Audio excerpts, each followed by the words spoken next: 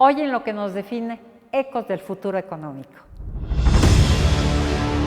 En sintonía con las recientes proyecciones económicas que señalan un debilitamiento en la economía mexicana, la incertidumbre, las fluctuaciones se han vuelto parte del panorama cotidiano. Además de la aprobación de la reforma judicial en los términos planteados actualmente y la desaparición de los órganos autónomos, hoy en lo que nos define exploraremos estos desafíos y sus implicaciones con un experto en la materia. Acompáñanos a desentrañar las claves detrás de estos cambios y a comprender mejor el futuro económico de nuestro país.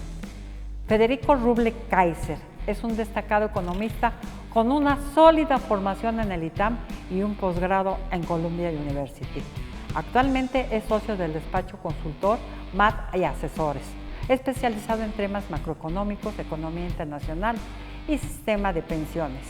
Su trayectoria profesional abarca más de 30 años en el Banco de México, donde ocupó diversos cargos, incluyendo director de Relaciones Externas, coordinador de la Oficina del Gobernador y gerente de análisis macrofinanciero. Además, trabajó 6 años en la CONSAR como coordinador general de planeación y 4 años como economista senior en el Fondo Monetario Internacional. Ruble es autor de 4 libros y numerosos artículos como Comercio y Finanzas Internacionales, Macroeconomía Monetaria y Sistema de Pensiones. Es columnista semanal en El Economista y miembro activo del IMEF, Comexi y varios comités consultivos de organizaciones como ANTAD, Coparmex y CESP. Desde abril de 2023 representa a la Concanato en el Comité Consultivo de la Vigilancia del CONSAR.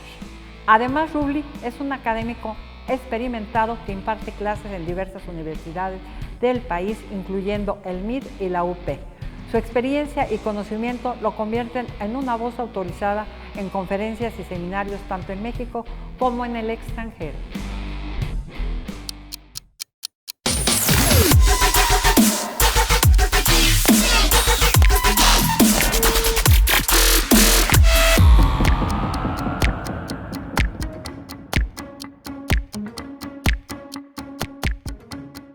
Hola, mi querido Federico, ¿cómo estás? Aquí tenemos a Federico Ruble Kaiser, que es un economista extraordinario con una visión del panorama económico que ahorita van a ver qué visión tiene.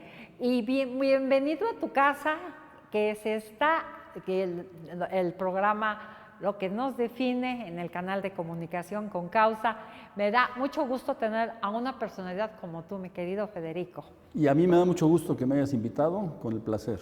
Y aparte también otra cosa, presumir de dónde venimos, que somos del ITAM, ¿verdad? Eso sí. Eso para nosotros es un gozo totalmente amplio. Federico, empezamos con el drama. Expectativas económicas, ecos económicos para 2024-25. Así es. Bueno, pues mira, desafortunadamente la economía se ha venido deteriorando mes a mes.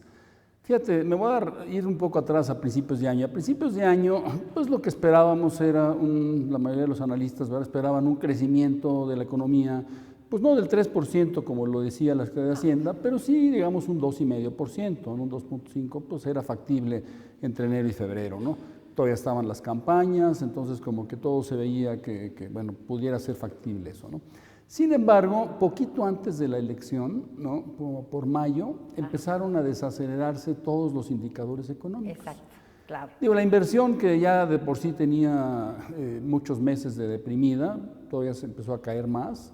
La confianza del consumidor y con eso el consumo, o sea, la gente empezó a gastar menos, ¿no? Claro. Sobre todo ante la incertidumbre que se venía con la inflación, con la inflación y con la elección, ¿no? Claro.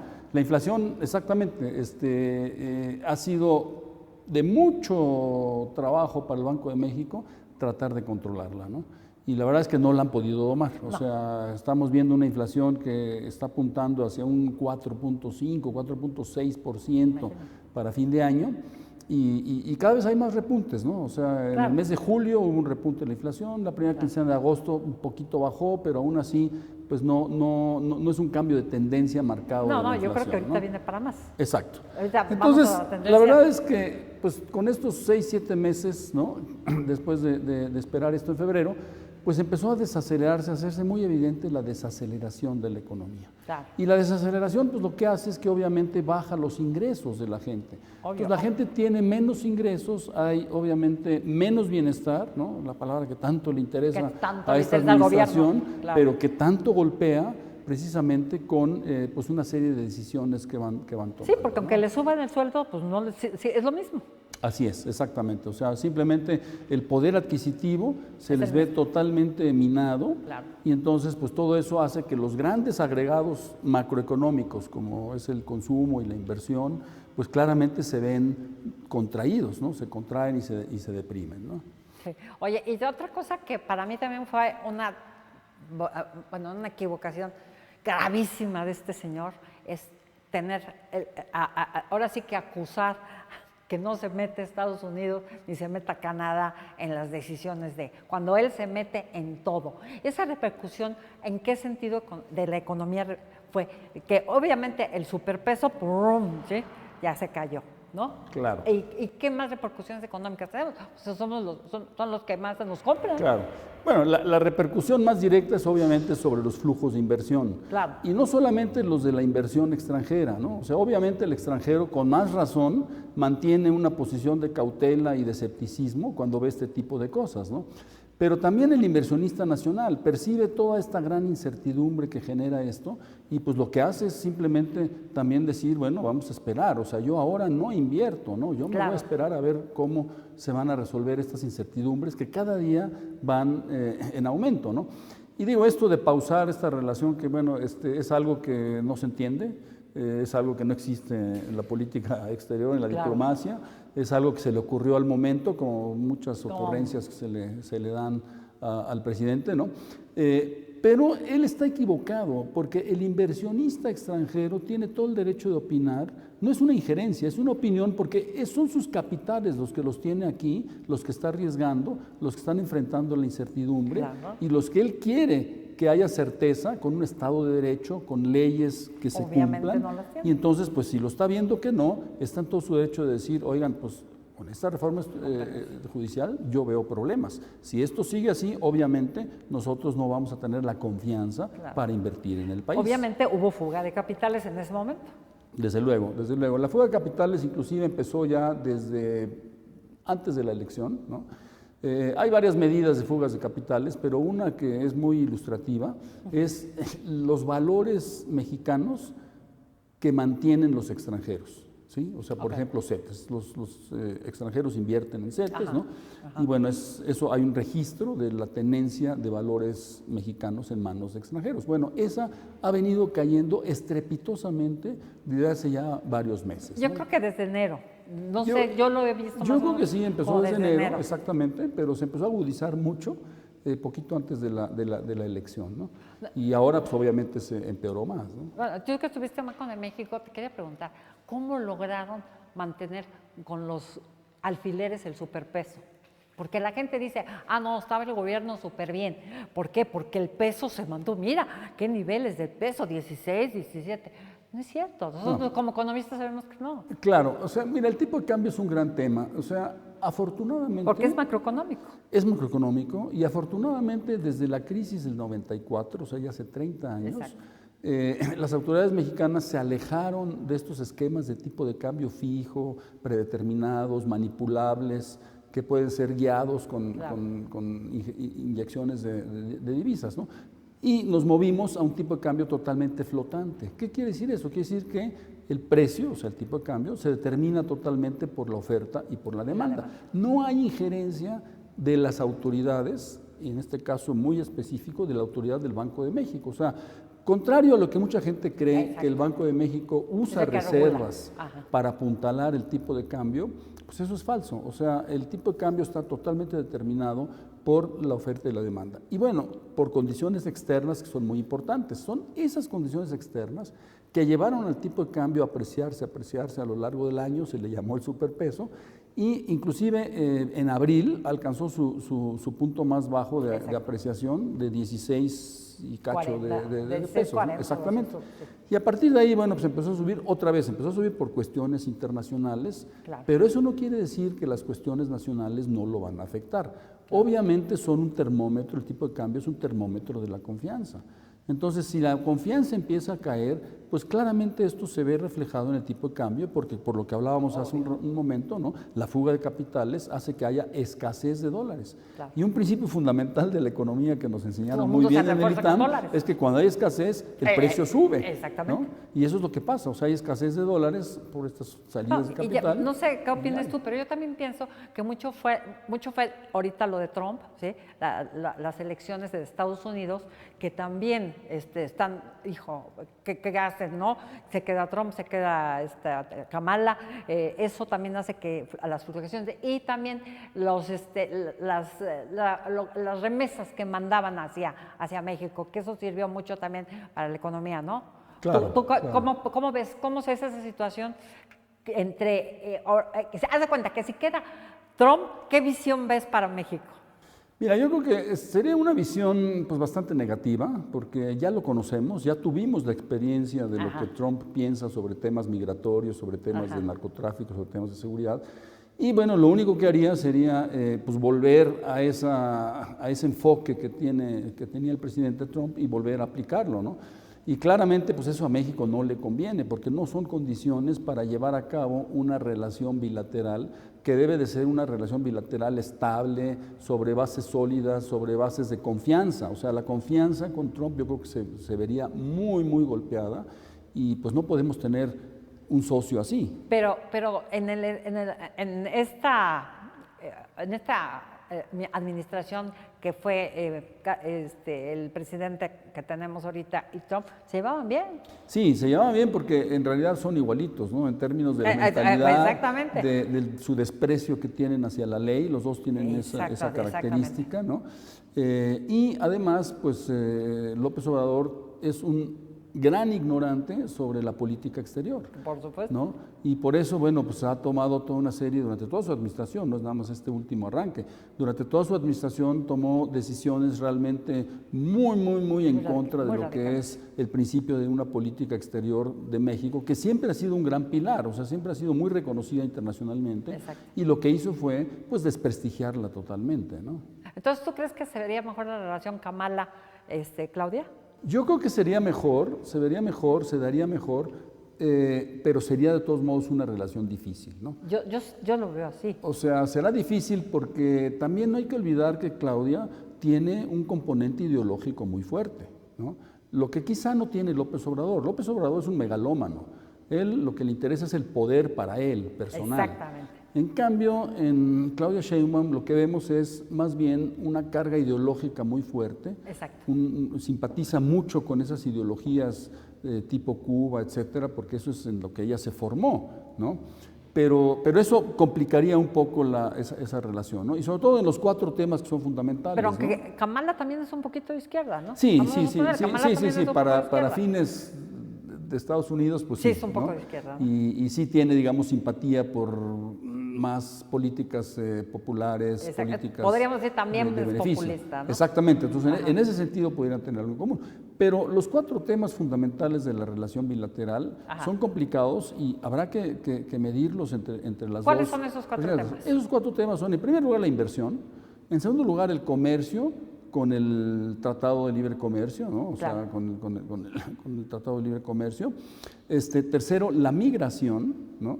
Y cuarto, pues obviamente la seguridad, todo el tema del narcotráfico, la seguridad física, que es muy importante. Entonces, esos 4 temas, claro, con Trump también estarían presentes, pero yo creo que el enfoque de él sería diferente. Entonces, esos son los 4 temas en los que Claudia y Kamala, en caso de ganar, deberían de tratar de encontrar un acuerdo y una simpatía mutua para avanzar en cooperación. O sea, con López Obrador se perdió mucho la cooperación en todos estos temas. Sí, ya, él es un dios. Exacto, entonces hay que restablecer la cooperación con quién, pues con quién es nuestro socio más importante, ¿no? Claro. Oye, ahora regresando a México, ¿cómo ves el empleo? ¿Qué es empleo, economía? El empleo, desafortunadamente, se ha venido distorsionando de una manera muy grande. ¿Por qué? Porque tenemos a la economía informal que cada día crece más y más y más, ¿no? Y la economía informal crece como una medida de que la gente se tiene que proteger contra pues, los altos costos que implica la formalidad. Desafortunadamente hay que decirlo. Una empresa que tiene que contratar a empleados formales enfrenta costos muy grandes.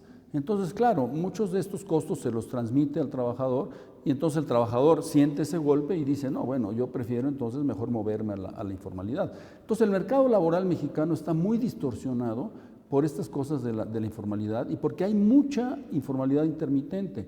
O sea, como nunca, hay muchos estudios que lo avalan, como nunca hay gente que entra y sale de la formalidad, ¿no? Están en la informalidad, tienen un puesto de tamales, de repente les ofrecen un puesto de velador en la formalidad, se van a la formalidad, a lo mejor duran 2 años, pero regresan a la informalidad. Entonces hay toda una serie de... O sea, ¿tú crees que va a haber más creación de empleos informales? Por Sí. lo que la gente también trabajando más en casa que en abrir una oficina para pagar impuestos. Así es, definitivamente. definitivamente. O sea, tenemos definitivamente. menos, ahora sí que menos oportunidad de recibir impuestos y por lo mismo le deja un gobierno totalmente quebrantado a Claudia. Claro, son ingresos perdidos para el gobierno, ¿no? Entonces el gobierno tampoco ha sabido en todos estos años articular una política fiscal que no sea tan gravosa para los trabajadores y el empresario, pero que a la vez pueda generar recursos muy necesarios que necesita el fisco. Oye, ¿no? entonces ¿es su consentida o es su enemiga? Sí. ¿Cómo lo ves? Porque yo estoy viendo un López Obrador que no le está dejando fácil, al contrario, se la está complicando. Es más, yo diría, ya vete, ¿sí? Sí. Ya déjala actuar solita, ¿sí? Ya ver qué pasa. Pero yo no veo una amor, como dice él, quedadora, que va a dejar una presidenta a lo máximo, le está dejando más problemas, más piedritas en el Sí, asfalto. definitivamente. Le está abriendo muchos flancos, Exacto. pero de manera totalmente innecesaria. O sea, no tenía por qué ser así esta transición, ¿no? O sea, él lo que está haciendo es que no la está dejando ejercer, planear lo que va a hacer su gobierno, ¿no? O sea, empezó con la injerencia que tuvo en los nombramientos Muy de bien, la gente muy para el buenos, gabinete, a mí se ¿no? me hicieron muy buenos. O sea, yo hice ahí unos cálculos y más o menos el 60% de los que ha nombrado es gente del López Obradorismo o impuestos por él, sí, ¿no? impuestos por él. Entonces, bueno, esa es una primera cosa. La segunda cosa, cuando ganó la elección, Claudia dijo, sí, voy a acompañar al presidente una que otra vez a estas giras. Bueno, ya es de cajón, cada fin de semana se van, cada fin de semana. A fuerzas, no lo sueltan. Y todo es claro, con el pretexto de que te voy a presentar a los aliados que tenemos en los estados, etcétera, ¿no? Pero no la está dejando ser ella, ¿no? Entonces, eso es muy grave, eso me parece muy grave. Y ahí la gran pregunta, muchos se hacen la incógnita de que si realmente Claudia Sheinbaum va a ser capaz de sacudirse la tutela de López Obrador una vez que tome la presidencia. No lo sabemos porque hasta ahora no ha dado señales de que lo pudiera hacer, sino que al contrario, todo lo que hace el presidente lo avala inmediatamente, ¿no? Es más, contesta casi con las mismas palabras de Sí, él. sí, sí. Y yo estoy feliz de lo que está pasando en el Poder Judicial. No sé tú cómo ves qué está pasando. Claro, porque lo que necesitamos es gente que se oponga. Exacto. Y qué bueno que son los trabajadores del Poder Judicial, ahora ya aliados con los estudiantes de Derecho de la universidad. Y de todas las universidades. Y de todas las universidades que ya Y les eso me encantó. tundió López Obrador hoy en la mañana, ¿verdad? Sí. Que dijo que eran manipulados por sus maestros, etcétera. Pero bueno, qué bueno, ¿no? Porque lo que necesitamos es oponernos, ¿no? Pero ponernos como sociedad civil, porque los partidos están muy debilitados y no sabemos qué interés tienen los partidos. Tenemos Entonces, que ser solidarios los mexicanos. exactamente, o sea, no podemos contar ahorita con los partidos, sino que tenemos que ser nosotros como sociedad, Es que como no hay sociedad partidos. civil, solidarios, ¿no? Oye, no hay partidos más que Morena. Pues, Claro. ¿cuál es? PRD ya se fue. PRI, pues, a mí se me hace bien vendido, sí, la verdad. Ya está. El Verde, pues ya se pasó. Antes fue PAN, luego fue PRI, ahora ya es Morena. Entonces, no hay partidos más, el único que hay es Morena. Así es, así es. O sea, sí, regresamos a la época del partido hegemónico, único, exacto. monolítico, ¿no? Regresamos al PRI. Al PRI El monolítico. PRI, el Morena, porque aparte son los mismos. Así es, así es. Yo digo, es la misma rata, nada más que revolcada, ¿sí? O sea, el panorama que tenemos económico, político, social, ¿cómo lo es? en términos, para que nuestro auditorio sepa ahora sí, qué decisiones tomar. Claro. Yo creo que, o sea, vemos un panorama de muchísima incertidumbre. Y tomar decisiones bajo incertidumbre, pues no se puede. No se puede. Es lo peor que haríamos, ¿no? Cometeríamos errores garrafales. Entonces, desafortunadamente, ahorita lo que hay que hacer es esperar un poco que esta transición medio pase y que medio veamos con qué color va a empezar el gobierno de Claudia Sheinbaum, para tratar de ver si algunas de estas cosas se aclaran o al contrario, si algunas de estas cosas se empeoran. Entonces sí estamos ahora en una coyuntura en donde yo diría que estamos llegando a un punto de no retorno, porque aquí o nos vamos hacia adelante bien o nos vamos hacia adelante mal. Pero ya no hay manera de regresar, ya no hay para atrás, ¿no? Entonces, sí, yo le diría a las personas que nos escuchan que, pues que desafortunadamente estamos enfrentando una crisis potencial de fin de sexenio que es totalmente innecesaria, que era inesperada, porque no pensábamos esto. Después del triunfo arrollador... Pensábamos que era tonto, pero no tanto. Claro, después del triunfo arrollador en la elección, pues uno dice, bueno, ya ganó, perfecto, ¿no? Entonces, lo que le hubiera convenido a López Obrador en estos 3, 4 meses de transición, pues es simplemente cosechar su triunfo, ¿no? Calladito. Hacer una gira del adiós, darle abrazos a todo el mundo, pero no meterse, ¿no? En cambio, ahora, de manera totalmente innecesaria, está demostrando que aparte está nervioso. Yo no sé si toda esta cosa del Mayo Zambada, que lo agarró totalmente por sorpresa, pues lo tiene tan malhumorado y lo tiene preocupado, ¿no? Yo creo que sí. Claro. ¿No?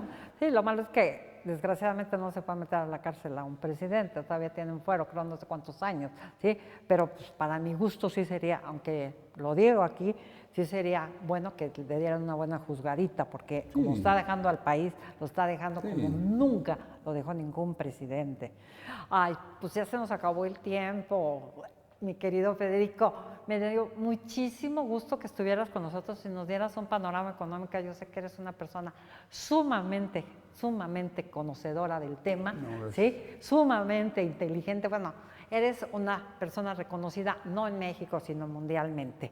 Muchísimas gracias por haber estado conmigo y les invito, queridos amigos, a darnos un like en nuestro programa Lo que nos define y no se olviden de suscribirse al canal de Comunicación con Causa. Nos vemos la próxima. Hasta luego.